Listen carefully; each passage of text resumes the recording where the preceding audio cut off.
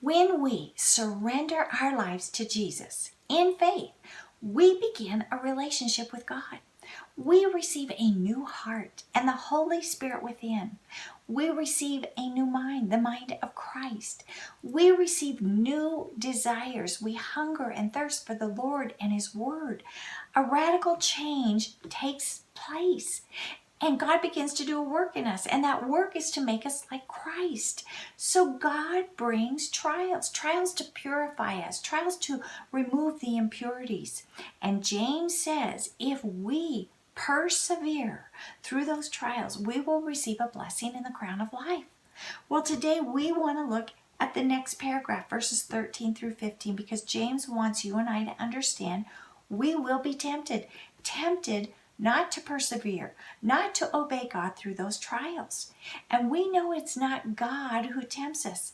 And James doesn't even tell us that it's Satan who tempts us. He tells us we are tempted by our own lusts.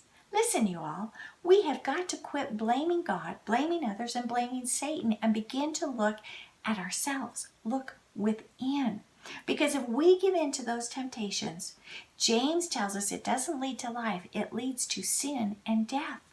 Well, today we want to understand how temptations work and how to resist those temptations. So we're going to take a small bite and look at when we are tempted. When, not if. We all are tempted. In fact, Paul tells us temptation is common to man. And it's interesting to note that the word tempted is the same word that James uses for the word trials. It means to test, to prove. It's a test of temptation, a solicitation for us to sin that we are dealing with.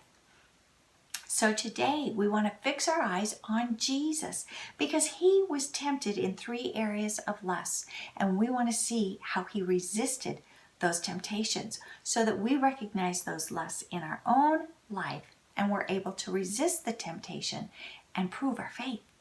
Let's go sit at the feet of Jesus and learn from Him.